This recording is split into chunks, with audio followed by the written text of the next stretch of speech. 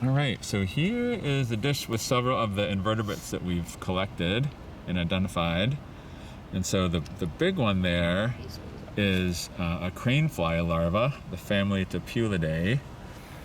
James is poking around in here. That's Topulidae, yep. That one over there is a water penny, beetle larva, family Saphinidae. And then this cute little white thing is just a crayfish.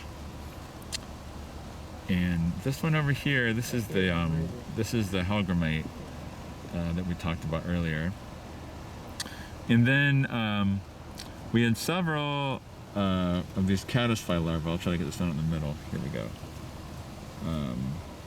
You can just see that kind of curved shaped one floating there. That's a caddisfly larva. That's the family Hydrocychidae. They make nets out of silk and catch organic matter to feed on.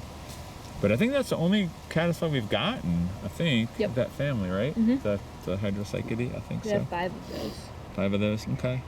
Then you can see a couple real small stoneflies in here, floating around. On the bottom there, we've got a couple mayflies, Heptageniid mayfly there. I love Carolina wrens. They're just little guys. Sorry, there's ones hanging out in the flowers over there. But the question is, are they real? I don't know. That guy looked pretty real. So, I don't know. There's one that likes to annoy me on my porch. I think he thinks he owns the porch and that it's like his own lawn. They tend to do that. So, any thoughts y'all want to share? Calvin's getting up and running away, but before you do, before you do, any reflections on this lab, Calvin? It's just crazy to see how the ones pre-Helene had so many different macroinvertebrates in it, and the post-Helene ones were just filled with organic matter. But you still got some things out of them. But what like the big old thing we saw over there, but just crazy to see a difference.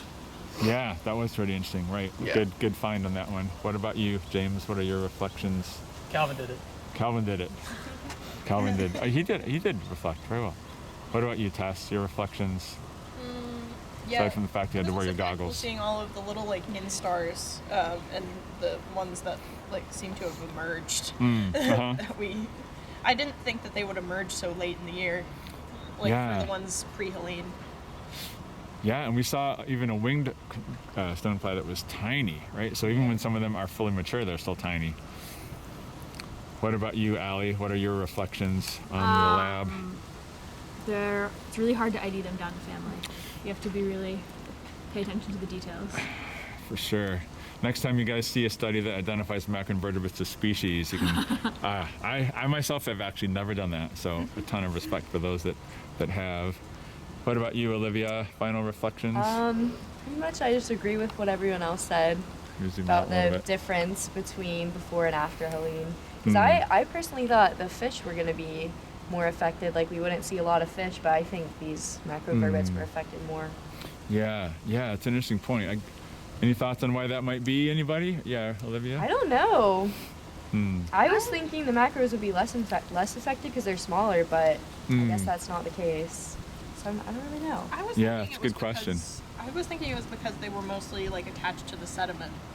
But since I guess we saw so much sediment had moved, then they probably got washed away a lot more than any of the other things. Yeah. And they weren't able to like come back as quickly as the fish, I think, because didn't you say that sometimes the macroinvertebrates they don't usually leave the area that they find themselves in? They usually don't move very much, so they definitely move less than the fish. But I just think with all the massive like rocks moving around with the flood, that'd be their subject. But again, you think that affect the fish too. So, and I don't know, right? This is all our sort of initial reflections. We'll have to see what the data, which have been recorded here on our sheet, tell us. But yeah, it definitely seems like, man, there's a big difference in the pre and post Helene macro samples. All right, well. Nice job. It's beginning to get darker. We're gonna have a sunset before too long here. We're gonna wrap it up. Then we won't have the light to identify anything. Yeah, we'll be